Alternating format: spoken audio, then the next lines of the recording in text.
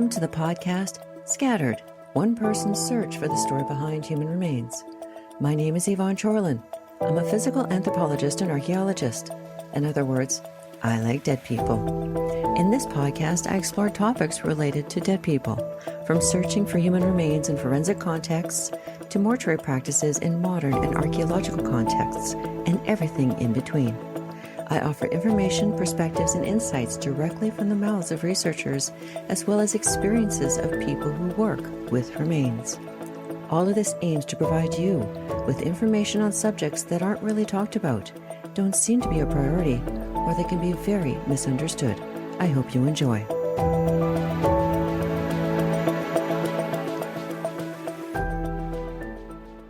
I have often been asked, what's the point of studying archaeology or anthropology? It's all in the past. In Scattered episode 34, Professor Howard Williams says, quote, "Archaeology is the only field that can tell us the full human story, from earliest times to our time. Mortuary archaeology as a subfield is the only way we can access the full depth, breadth, and complexity of human interactions with their mortality." End quote. He also makes a good point. Quote, "The stories of lives and deaths of most people, living and dying today, are not being told through historical, traditional, or sociological discourse or verbal discussions." End quote. Over the winter, I read The Bone Woman by Clea Koff. She is a forensic anthropologist who worked on a number of missions in the late 1990s and early 2000s to investigate crimes against humanity. From Rwanda to Bosnia and Kosovo, Clea excavated mass graves and completed osteobiological profiles of human remains to obtain evidence of what actually happened in those areas in the 1990s. It was also possible for families to receive information about their missing loved ones and, in some cases, to receive the remains of their relatives. These are all very proximate or immediate responses to provide immediate answers to people who live or who were directly affected by the conflicts in those areas. Why is this important to people outside of these regions? Well, because working with the dead, Clea found that what happened in Rwanda, Bosnia, and Kosovo could happen anywhere. She says, quote, "Except for power mongers in the government who conceived and incited the attacks in Rwanda, the people who lived there were just like you and me, responding to the same needs and desires for food, shelter, love, and life. Some of them were told to kill or be killed, while the names of others were on lists of those to be killed. This could happen anywhere in the world, east or west, first or third, developing or overdeveloped. I wouldn't be able to make that statement if what happened in Rwanda had been tribal violence, but it wasn't. Attempting to kill every Tutsi because of their supposed innate evil was about as arbitrary as attempting to kill everyone wearing a long-sleeved shirt on a given day. That's why it could happen anywhere, given the right ingredients. Particular people in government competing with each other or each other over natural and wealth-creating resources." End quote. What's the true reason for Russia's invasion of Ukraine? Why does Donald Trump want to export immigrants from the U.S. and acquire Canada? As a biological anthropologist and archaeologist, I've mentioned before how studying the past has made clear how we live our present and perhaps our future. It is a primal adaptation of nearly every living thing to learn from the past to avoid danger in the future. However, human beings seem to think we can escape our past. Anthropology, whether it's through biological anthropology or archaeology, shows us that every time we forget our past, we are doomed to repeat it. Clea goes on to say, quote, "When people feel they understand one another and the conditions under which they live in a way that cannot be swayed by government propaganda A major basis for mass murder is non-existent, or at least severely challenged. A hint of this has already been seen in Rwanda. In 1997, 3 years after the genocide, gunmen burst into a school and told the students to stand up and divide themselves into groups of Hutu and Tutsi. The children refused, saying, "There is no Hutu or Tutsi. We are all Rwandan here." The gunmen then shot most of the children. The incident is shocking, but buried in those children's stance is more hope than their parents' generation displayed.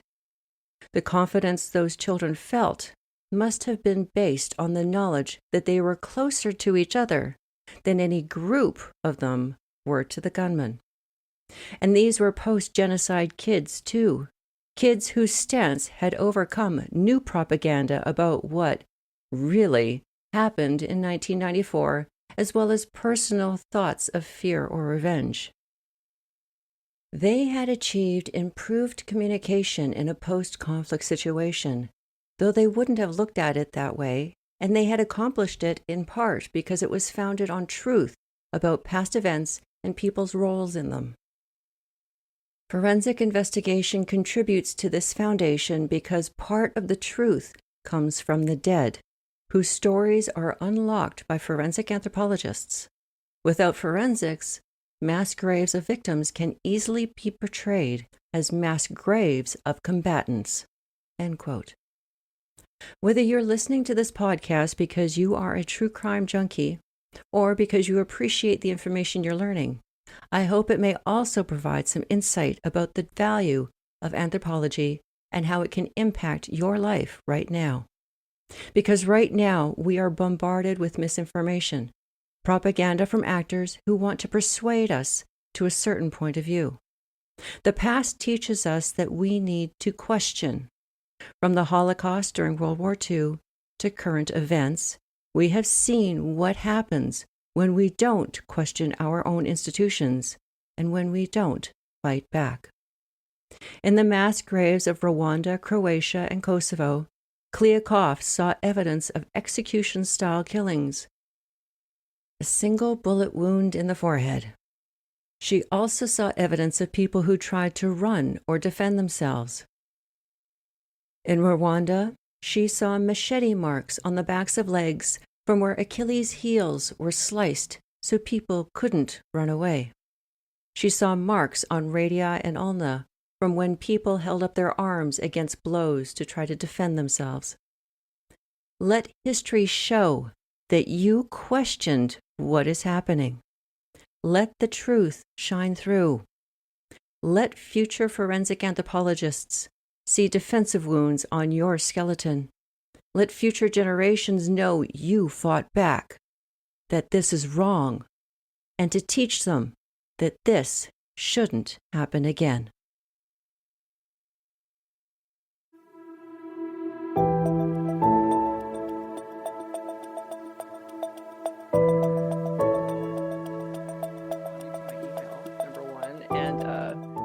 Talking about dead people is always a conversation ender.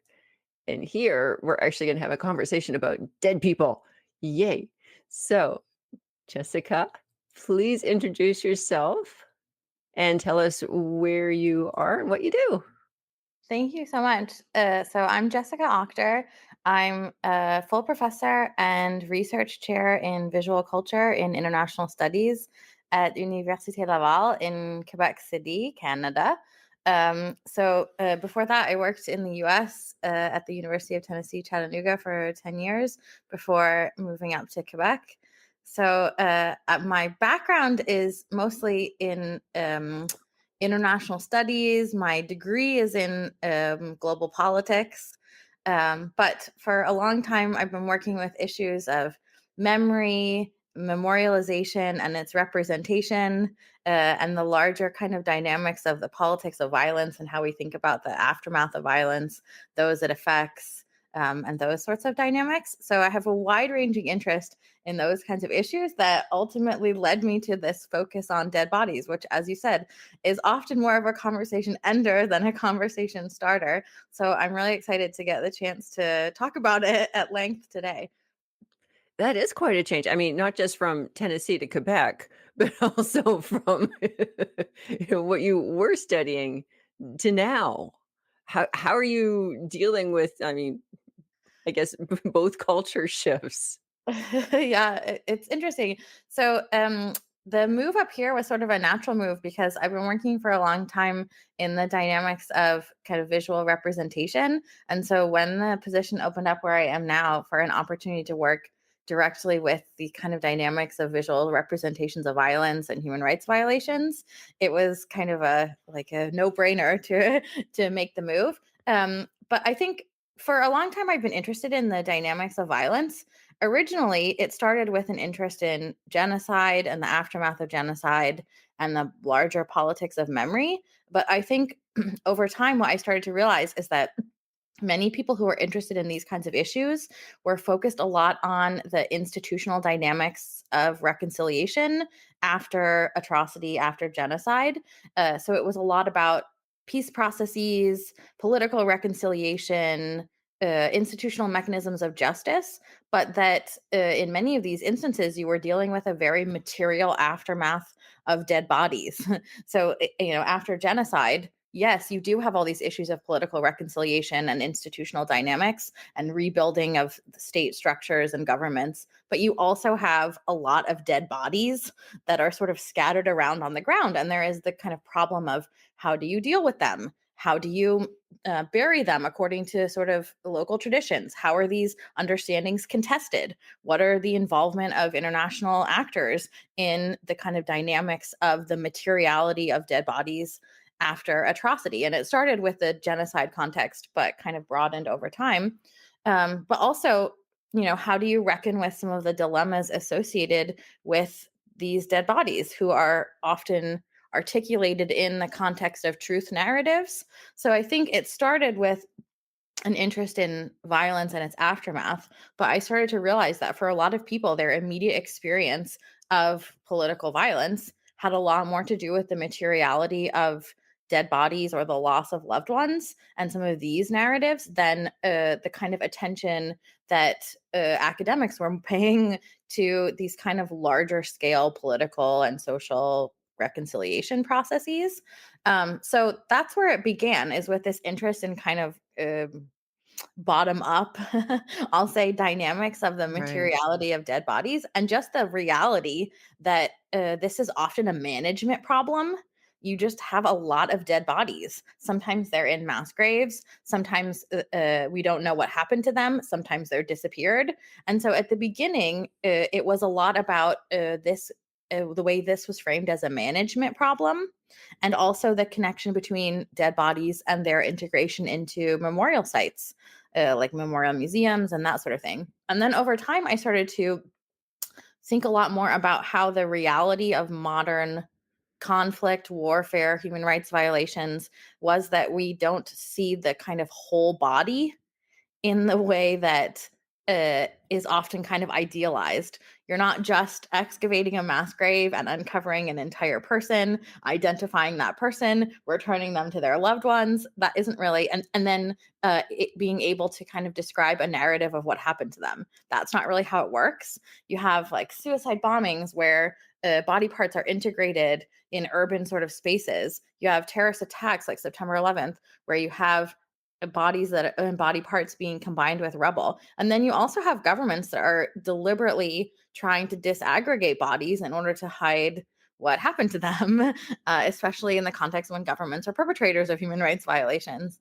So I think over time, my interest in dead bodies also led me more recently to this kind of interest in body parts and the questions of bodily integrity that emerge in the article that I recently wrote that was published in the journal Death Studies on bodily integrity. All right. There's a lot there. So Yeah. we're gonna unpack some of that. I mean, it's all fabulous, but yeah, let's start to unpack some of that. So I find it interesting that you took up the position at Laval, in this Canadian structure where we're going through this truth and reconciliation with how Canada has treated its Indigenous people and everything that's come of that, including possible burial sites at residential schools, and how we're all coping with that, through investigation, through management, and if we leave them in the ground, do we investigate? Do we dig them up? And even just involving community, Indigenous community in that, how does that all look like? So I find that very interesting that you've moved back to Canada during that time. Yeah, it is interesting. So, living in the US, there's a big struggle with sort of engaging with some of its own sort of sordid history. In Canada, you see a lot more of a deliberate effort to try to sort of engage this conversation, but the conversation is still quite fraught.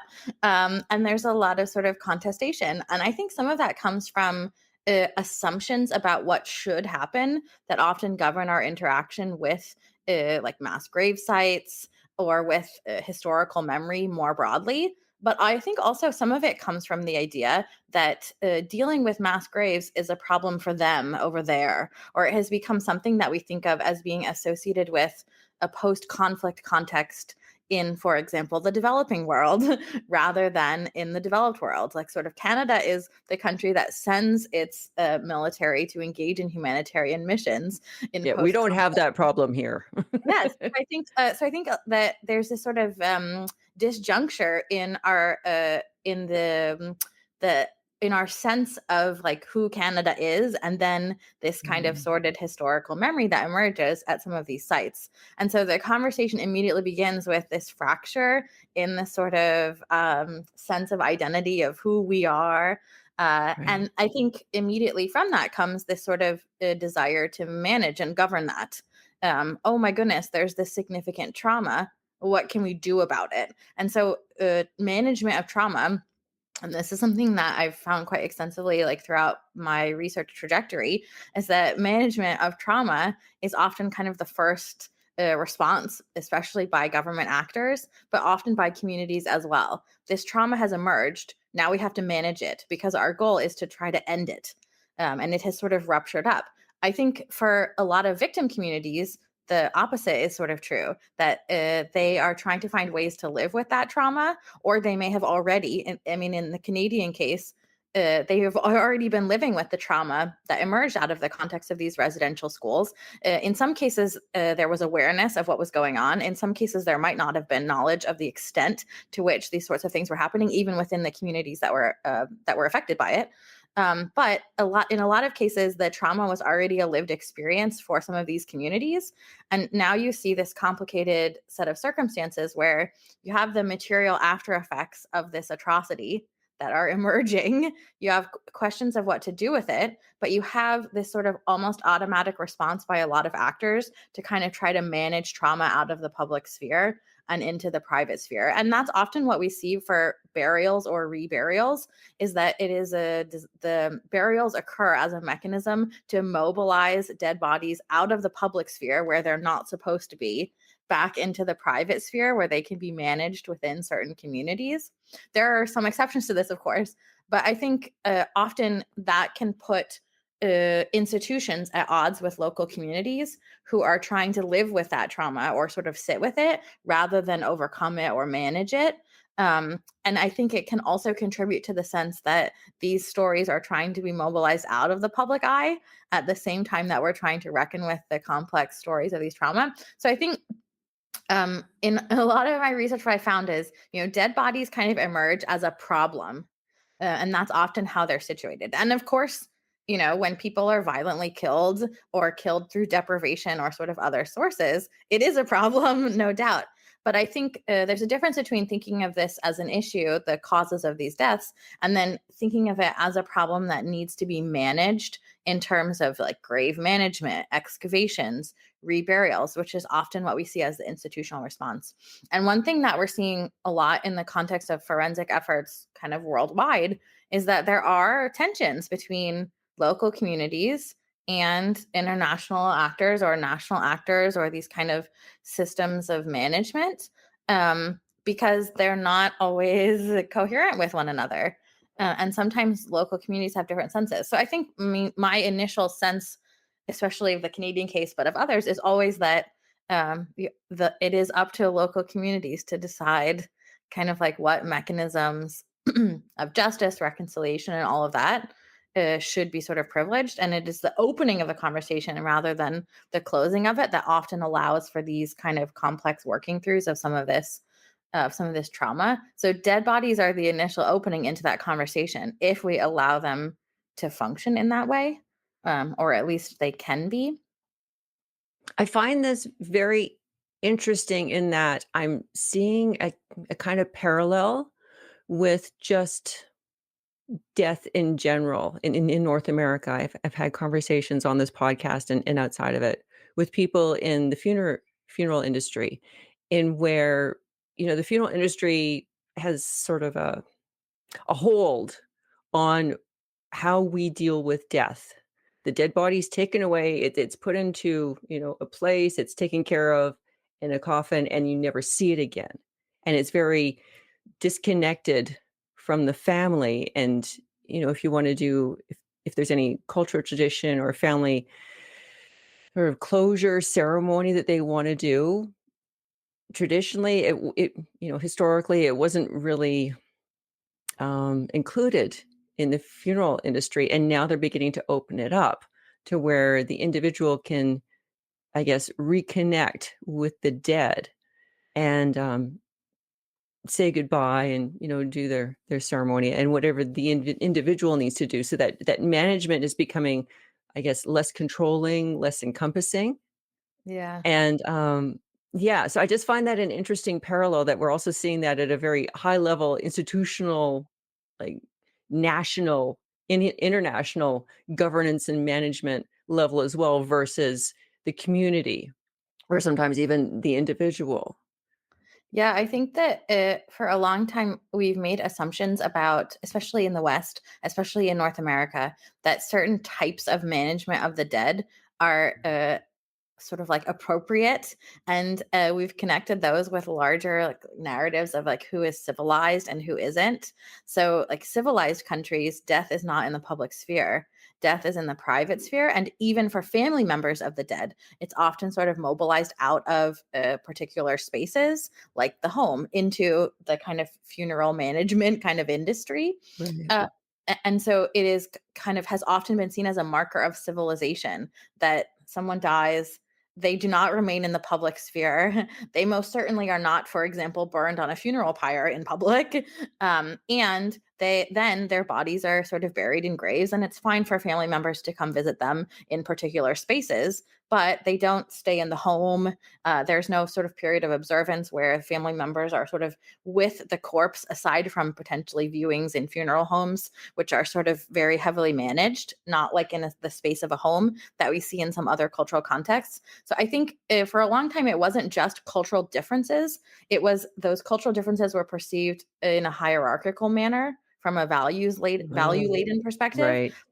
Like you're civilized if you mobilize death outside of the public sphere. And it's only places that are uncivilized that have these sorts of practices. So there's like a hierarchy of values attributed to how people engage with the dead.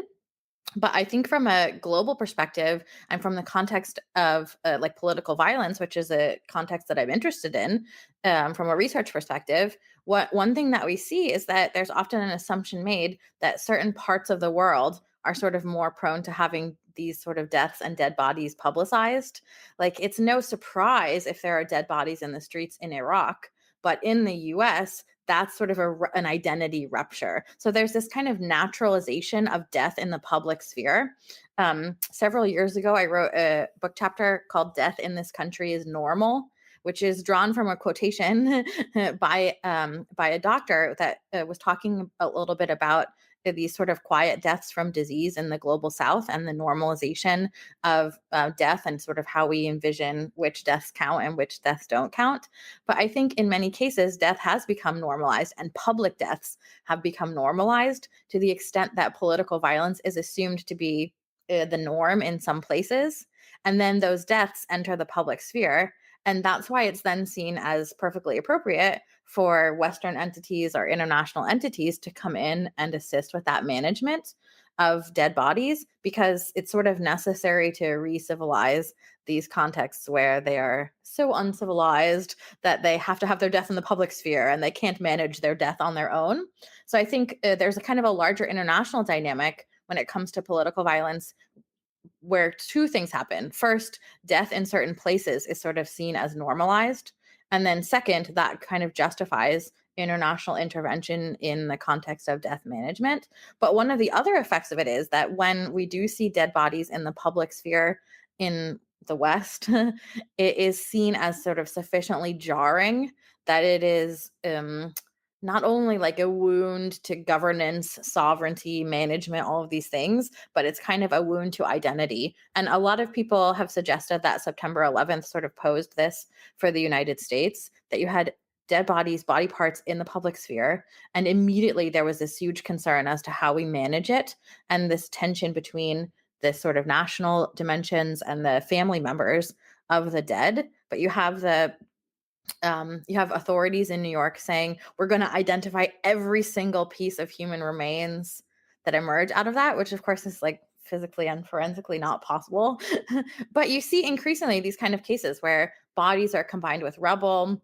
And I think the September 11th case is one of the ones that got me interested in this dynamic of body parts, not just dead bodies, because you have this huge challenge to resuscitating the body for burial for family members. And you see that also at this similar time period, suicide bombings, and that pose sort of similar challenges, increased forms of urban warfare, where you see people being killed in environments where their bodies are more likely to combine with sort of urban rubble and that sort of thing on a global scale.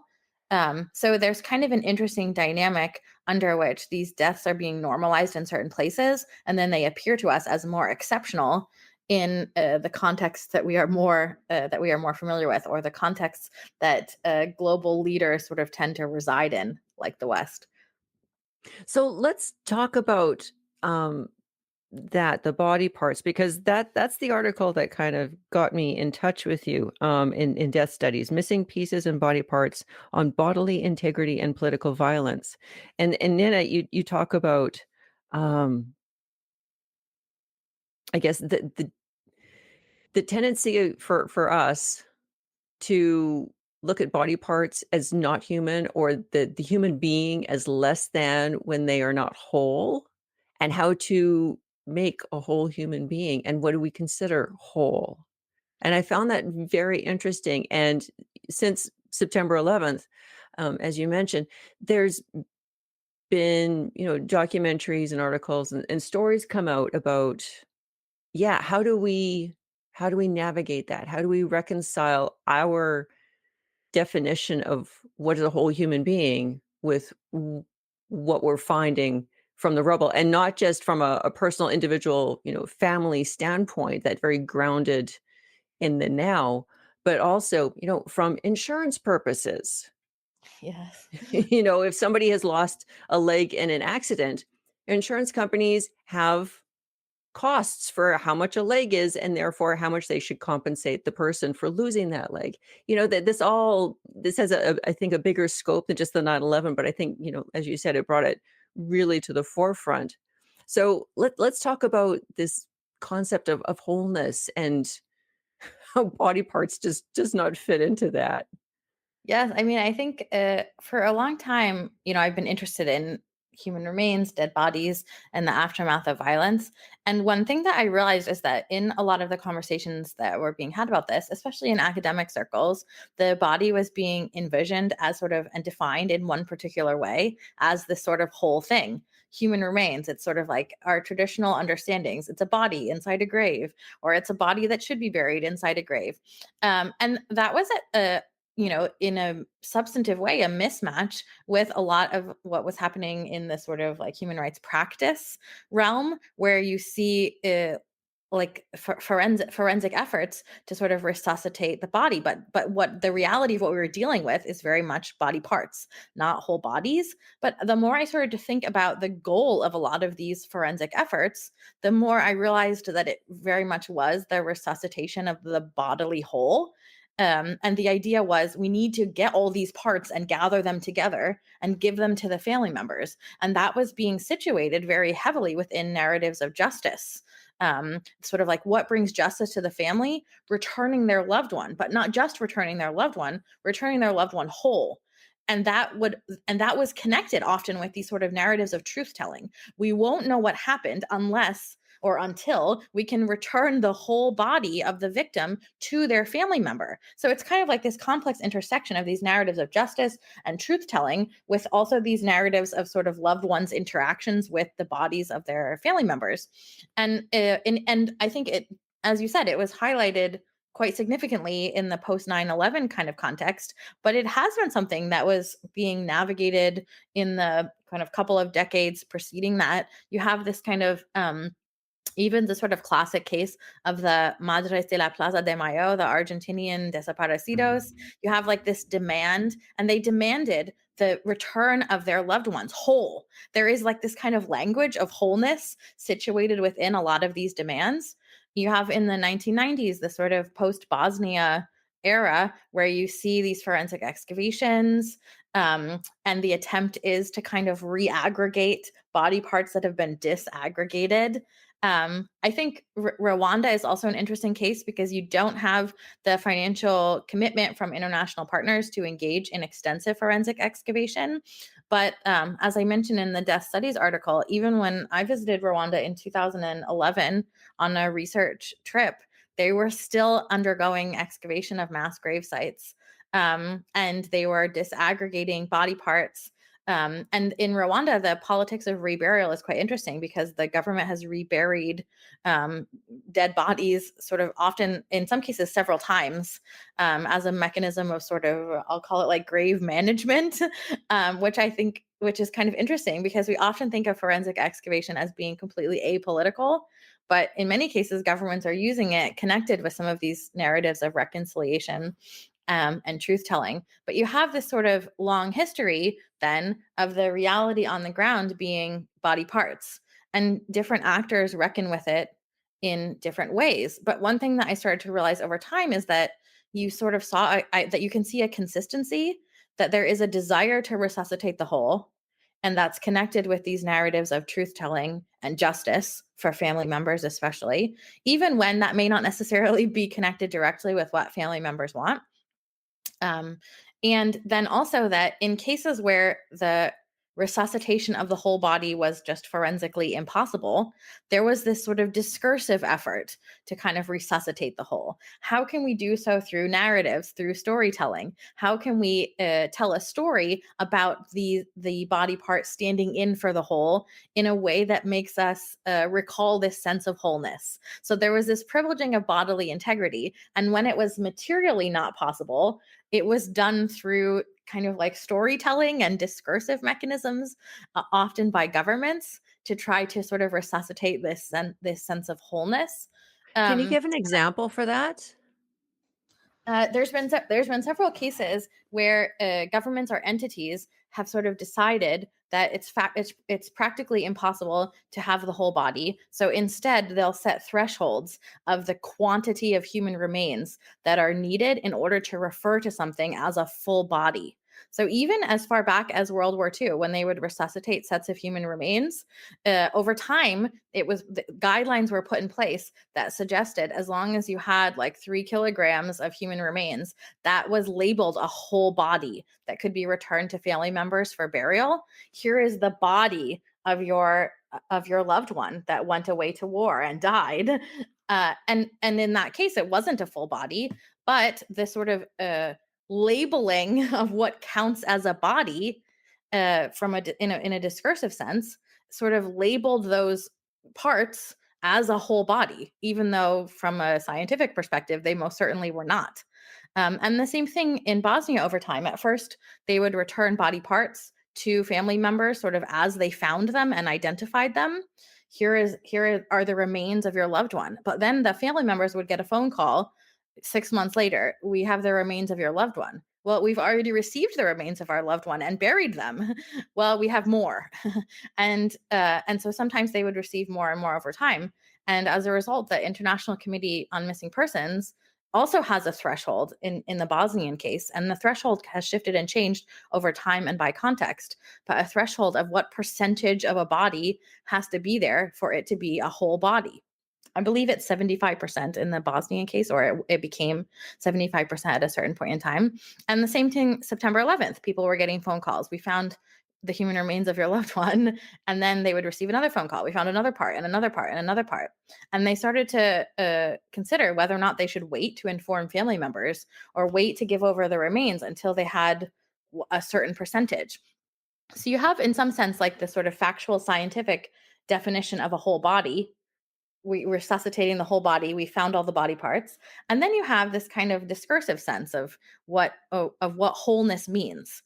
Here, in some cases, it can be parts of a body that are labeled a whole body, but in other cases, it can be body parts that were not able, bodies that were not able to be found at all, missing persons, and that sort of thing. And in these kinds of cases, sometimes the truth-telling sort of mechanisms take the place of the presence of the body. We don't have the whole body, but here's the story of what happened. And in some cases, you see burials of empty coffins. In some cases, you see people taking parts of rubble from September 11th and burying it as if it was their family member, even though there has been no identification. In the article, I tell a story of a suicide bombing attack where there was mingled human remains and some whole bodies that were found, but no ability to identify the individuals. So they started to give out sets of remains to family members, and when they ran out of whole sets of remains, they just started giving out body parts. How many family members did you lose? Okay, here's sort of two people, and that kind of dynamic. So I think there's a whole host of ways in which that there is kind of compensation for missing pieces or compensation for lack of bodies. And at this point, you often see governments or institutions kind of step in, and they tell the story that they've managed to sort of resuscitate the whole. But that doesn't always map on to the reality from a forensic perspective of what has actually happened. So what I find interesting is that bodily integrity is our goal. Like we have, why is it so difficult for us to admit when it's simply sort of impractical, infeasible, or impossible to resuscitate the whole body?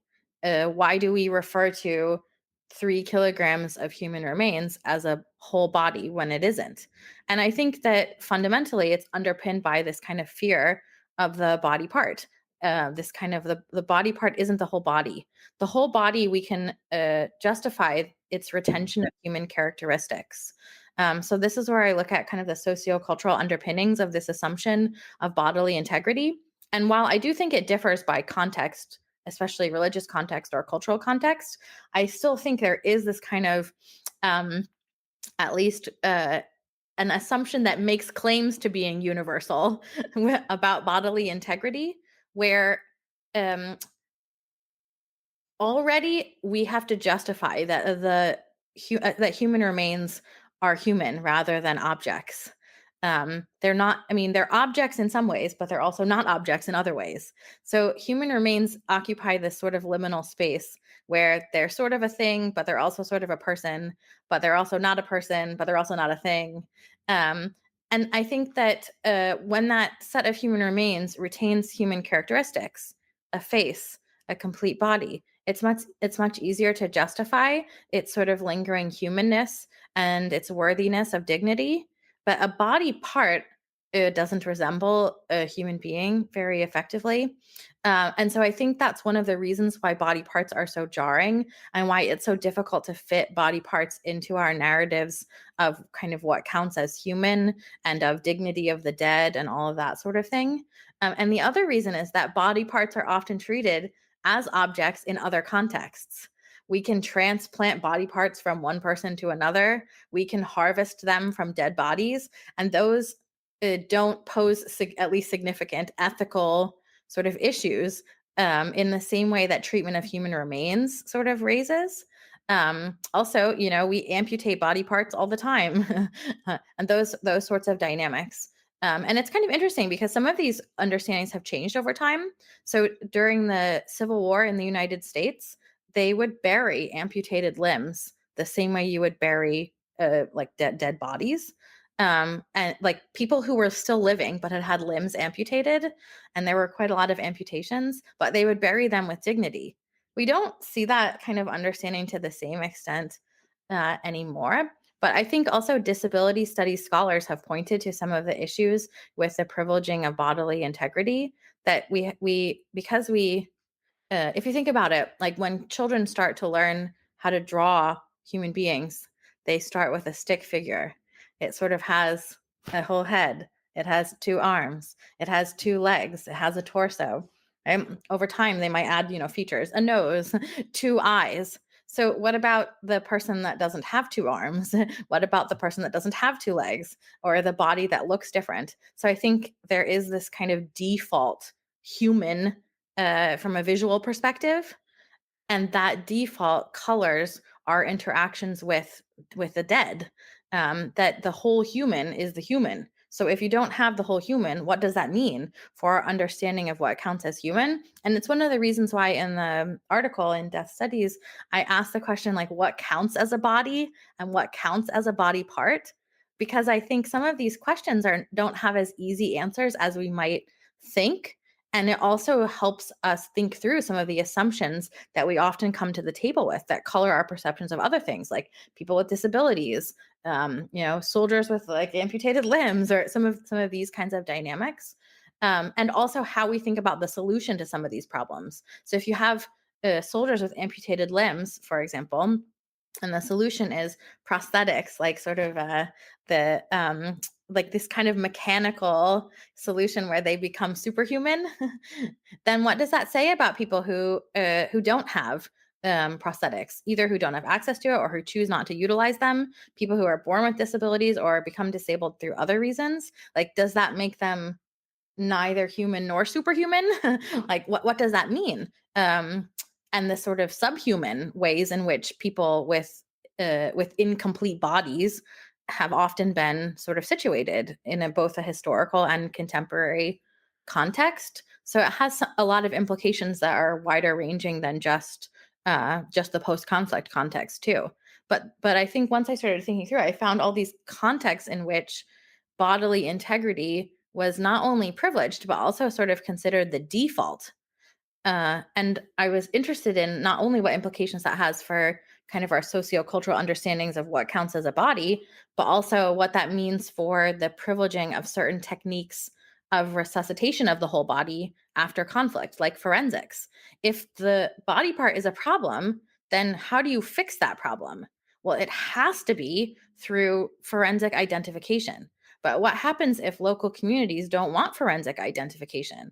Or what happens if the spiritual and cultural beliefs of particular communities are that when someone dies, their spirit infuses all of the rocks and trees in that sort of environment? And so it isn't about the bones and the sort of tissue that doesn't retain the sense of who that person was any longer. So what does that mean that we continue to hold forensics as sort of the end all be all for resuscitating the whole human when that might be at odds with some of these other understandings of what counts as a body, or what happens to people's bodies after they die, or how bodies interact with their surroundings, like urban rubble or natural landscapes, and those sorts of dynamics. So, what does it mean that forensics has become sort of the default answer to the problem of body parts when our assumptions are that bodily integrity is something that we absolutely like, must have in order to have some kind of justice or dignity? So we've talked a lot about sort of the rehumanization through wholeness, through regaining that bodily integrity, and how organizations, institutions, governments um, try to help with regaining that body integrity and rehumanization of the dead. not just for their national identity, but also for the family and the individual. So let's take a moment to look at the flip side. How do groups, governments dehumanize by focusing on the body parts? You mentioned earlier about um, de-aggregating on purpose.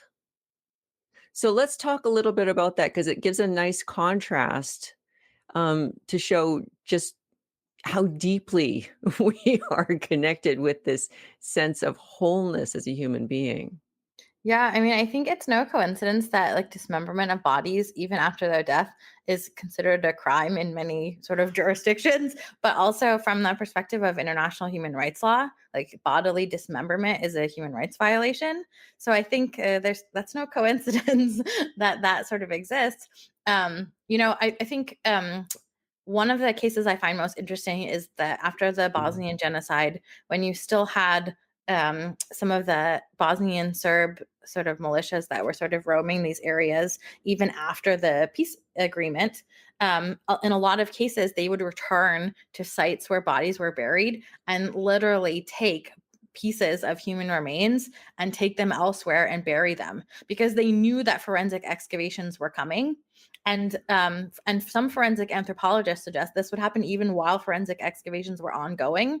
Clea Koff's book, The Bone Woman, where she talks about her involvement in some of these forensic excavations, she shares the story of this happening in the Bosnia context, where people would come in the middle of the night and they would sort of take parts and sort of ransack the graves. They wouldn't take all of the human remains, so it wasn't an attempt. It wasn't an attempt to sort of remove all of the evidence, but rather an attempt to both sort of disrupt the evidence and remove the ability for people to resuscitate whole bodies. Part of that is to sort of like continue to hurt family members of those loved ones that wanted the whole bodies of their family members. Part of it was to disrupt the ability for forensic anthropologists to be able to tell the truth of what had happened. Because if you don't have the whole body, then can you tell the story about how that individual died? It may be more difficult. So there's a connection too with this kind of truth telling. If you don't have the whole body, how can you tell the truth of what had happened? Now you still can in many cases, but I think just the fact that there was this deliberate attempt to kind of move around these sort of bodies testifies to the extent to which there are certain actors that acknowledge that deliberate dismemberment is a human rights violation, but a deliberate dismemberment is a direct attempt to kind of hurt victim communities and family members of those victims. And you see this a lot in authoritarian regimes also. I mean, I think the Jamal Khashoggi case was a very well-known case of a Saudi journalist who was killed inside the Saudi embassy, and then his body was sort of dismembered so that there would be no evidence of the crime, and also because it's more practical to take somebody out in body parts rather than as an entire corpse from an embassy if you're trying to cover up the crime that was committed. But I think you starting to see this more as sort of a tactic, these kinds of forms of dismemberment. And one of the narratives that underpins this is actually a sort of narrative of a gendered narrative where the whole body is sort of like seen to be masculine in its strength, and the dismemberment of the body is sort of like emasculating in significant ways. And you see this a lot in in the context of soldier communities or of like classic warfare, where where soldiers who are injured are considered to be emasculated until their parts are resuscitated through prosthetics and that sort of thing. But you also see this as a deliberate tactic of like, I don't know what to call that, like belligerent forces in an attempt to kind of emasculate the forces of other communities. Is you see dismemberment of soldiers, but you also see dismemberment of civilian communities, especially women in some cases. And you often see like mutilation of bodies as a tactic because it sort of demonstrates that the community wasn't able to properly protect their vulnerable. So it's not uncommon to see in cases of genocide women's breasts be sliced off or something like that. So you have to ask, like, what does that tactic achieve in the context of a genocide? If your goal is to exterminate a victim group, why would you mutilate a body like that? And I mean, there's a whole nother conversation about the role of sexual violence in the context of genocide. But I think mutilation, which often partners with sexual violence, but can also exist separate from it, but mutilation of the body or removal of particular body parts can often be seen as sort of a direct attack on the identity of particular communities, and often an attempt to emasculate what are often seen as being the male authorities in a particular community by their inability to protect the women in their communities. So you often see female victims of this kind of violence in the context of genocide. So I think if we think about sort of mutilation as a performance in many ways in the context of these cases of political violence, it often doesn't serve any tactical purposes. Like it doesn't make it easier for that group to win to carry out this kind of mutilation. So an attack on bodily integrity is a purposeful attack on the identity of a community group. So it has both sort of symbolic and physical dimensions. And that's one of the things that I think is so interesting. And then in the aftermath, you have this sort of struggle to re envision what counts as a body. How do we navigate it? And in some contexts, that's where you see the advent of technology to come into play, like prosthetics for soldiers who have lost limbs and that sort of thing. You don't typically see that to the same extent, obviously, in communities that have been victims of this kind of mutilation that I was talking about in the genocidal context, just because you don't have the funds that you see in a case like you see in the US Army. But you still see this kind of struggle to reckon with these narratives of like what it means to be whole, what it means to be a real woman or a real man or a real member of that community, um, and that sort of dynamic. So it's no coincidence that groups take up some of these tactics toward that end. Right, right. Yeah, and it's not new either. I mean, even in archaeological contexts, we see that too: desecration of graves, desecration of the dead, for an enemy to come in and do that sort of thing, and it helps demoralize, and it's a different type of, I guess, battle. It's a different type of conquering or an attempt to conquer. But Yes, yeah, it's not new. yes, exactly. But I think the fact that we see it as that communities see it and historically have seen it as sort of a valid or a viable tool for dehumanizing the enemy shows how much our sense of humanizing or human is Right. bound up with this kind of bodily whole, the bodily integrity sort of idea. Like this Absolutely. narrative works, like these actions work precisely because of the assumptions we hold about the whole human body, which exists in different ways across a variety of religious traditions, cultural traditions. So, I don't want to say like it exists everywhere and is universal, but it seems to be fairly universalized, at least across many different contexts, despite some of these kind of cultural variations. Absolutely.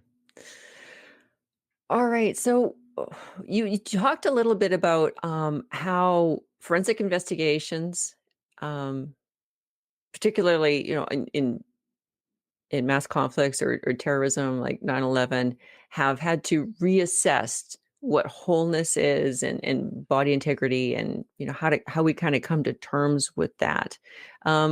What other, I guess, shifts or perspective changes have you seen or do you predict might come with body integrity, especially, in Canada now with the graves and residential schools and the expectation that they want to find bodies in the graves, but of course they don't want to dig up the graves to find the bodies because that would be disturbing them.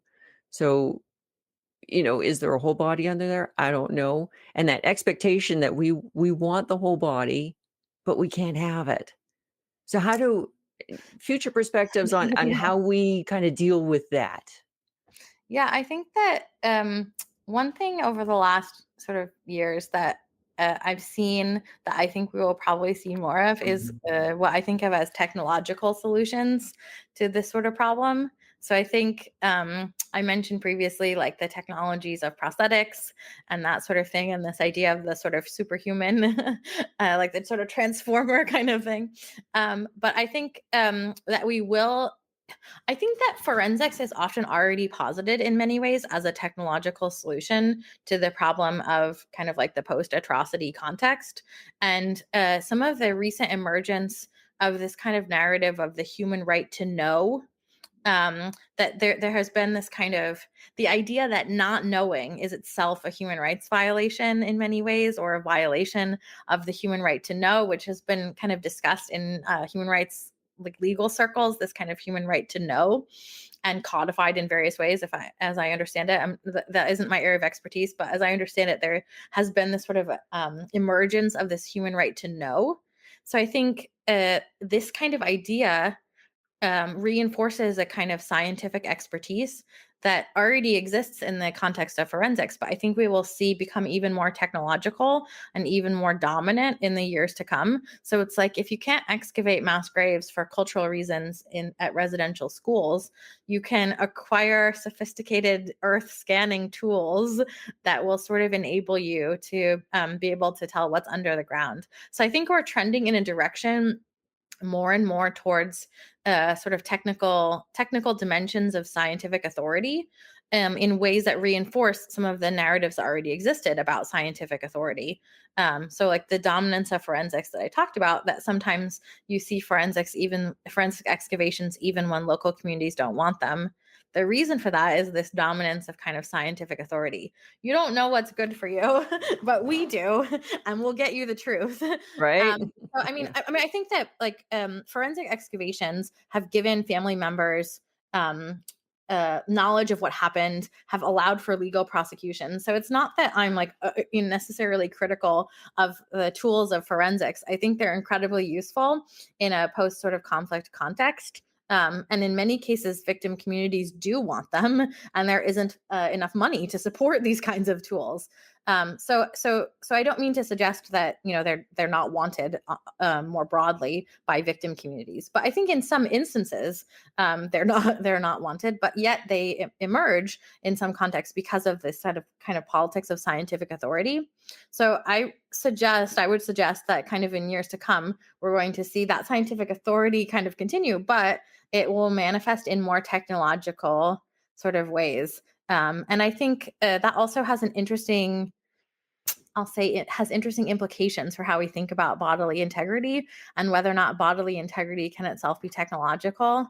And there are some scholars of kind of media that have suggested that the idea of what counts as human is already being re envisioned by not only like artificial intelligence tools and all of that, but also by our existence as data doubles in a variety of sort of systems. That for governments, you are yourself as a material person, but you're also your data double as it exists in a whole host of bureaucratic systems. So, what it means to be human in the eyes of the state or governments or something like that may have already sort of shifted and changed from the materiality of human beings a bit.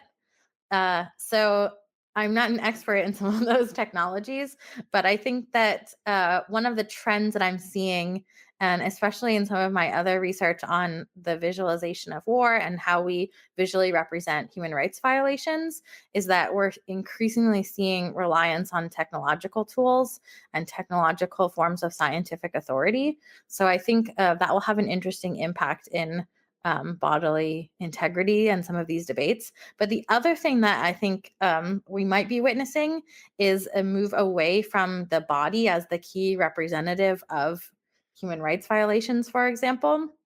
So I'm currently working on a project that kind of thinks through how the media represented the Bucha massacre in Ukraine, because you have media reports on a massacre. It was widely characterized as such, but in very, very few of the images that emerged, you see dead bodies at all. You see a lot more of destruction of property, environmental destruction, and that sort of thing. And even though there have been some incredibly iconic images coming out of Gaza also of dead bodies, the majority of images emerging out of that case also are of rubble, like urban rubble, sort of destruction and that sort of thing. So if you look on the whole at some of these, like what does a massacre look like? What does an attack look like? These sorts of things. It looks like destruction of property, not necessarily destruction of human beings, even though we know that that is occurring. So I think there's something interesting there also about the extent to which we are directly engaging with the destruction of human beings and whether or not the human is still the central, I'll say, like thing that is being destroyed in some of these contexts from the perspective of how we interact with images coming out or reports coming out of these types of incidents. So I do wonder also, like I said, I raised the question like what counts as the human body. I wonder whether or not, and to what extent, human bodies will still be the most relevant indicator of conflicts going forward. And maybe that is sort of more of a turn towards some of these technological representations, or maybe it's also something to do with the fact that people are sort of war weary, um, and there's just sort of too many human rights violations in the world. And so dead bodies no longer have the salience as images that they used to. Although I'm not convinced they used to have the same degree of salience that we often assume. But so I think that that's also an interesting question to think about with regards to the role that dead bodies play in our sensitization for human rights violations or for conflict in the sort of contemporary era. It's an interesting point, and something sticks in my mind that, um, the death toll in conflicts has gone down too. During World War II, there are how many millions of people died, in a span of time, and if we look at the same sort of span of time and in other conflicts since, the death toll has decreased. So it's almost like we've become more efficient in our conflicts. I don't know. So, maybe we just don't have Yeah, the it's becoming numbers it's we used becoming to? more technological. That sort of Mhm. war is a video game, so to speak. I mean, I mean, I don't. Mhm. I mean, I say that I sort of, but I think the other interesting trend that we're seeing, in addition with lower death toll, is the death toll burden is shifting more towards civilians than it did. Mm. World War II, the preponderance of people who died in war were soldiers. In the contemporary context, the preponderance of people who die in war are civilians. But I think it also raises questions about, like which lives and death matters, this kind of dynamics of necropolitics, the governance of life and death, the politics of life and death is also a politics of which lives and deaths matter. And I think that there's an interesting dynamic here. I raised the question earlier about, or the dynamic earlier, that we think of dead bodies as human, sort of, like they're sort of human. They're not things, but they sort of are, but they're sort of not. That they occupy this sort of in between space. But I think, there is important context in which dead bodies sort of are valued in particular ways, equivalent to or more than live humans. So on several occasions, Israel um, has traded live terrorists, so to speak, or those that they refer to as such, for the dead bodies of Israeli soldiers that were held. So it's like, we will take the dead body of our comrade back, and here's several live individuals that we're trading for them. So this kind of valuation, like, it isn't to pass judgment on whether that's a good thing or a bad thing or whatever, but just to say that in different contexts, different dead bodies have different degrees of value. The amount of money that's spent on identifying every piece of human remains after 9/11, when there was almost no forensic identification after the Rwandan genocide. These sorts of questions, and like you said, even in the insurance industry, the valuation of particular limbs. There's also been some research on the amount of money that the U.S. government has paid out for like coalition airstrikes that targeted that hit civilians. Um, and so, if you kill a civilian, then you pay the family members for the loss of that person. But how much are they valued at? And apparently it depends based on the context, and those numbers are not set, and they change over time.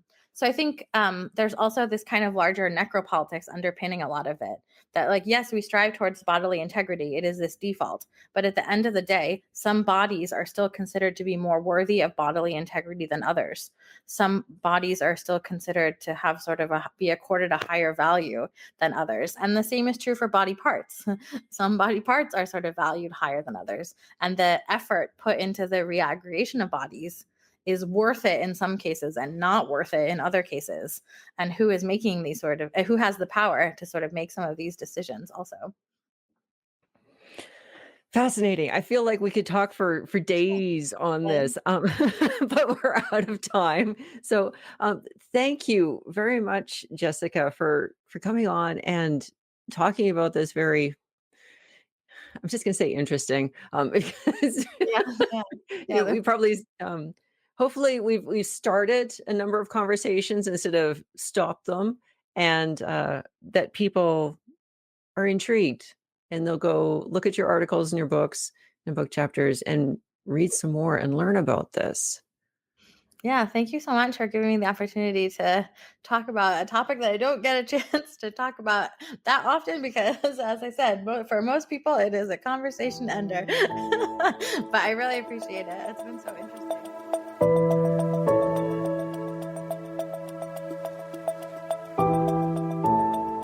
I hope you enjoyed this episode. If you find this podcast and the information in it useful, please do consider supporting the podcast by donating. You can donate through Buy Me a Coffee or by becoming a Patreon member for free or for as little as $1 a month. Links are in the show notes and on my website, yvonnechorlin.com. If you want to ask me a question, I would love to hear from you. You can reach out through my website at yvonnechorlin.com, my Facebook page, Reluctant Archaeologist, and through Instagram at Yvonne Chorlin. Reach out and tell me what you think of the show and what you're learning about dead people. Can't donate at this time? Then leave me a rating or review. And always remember to share this podcast with your friends, family, and colleagues.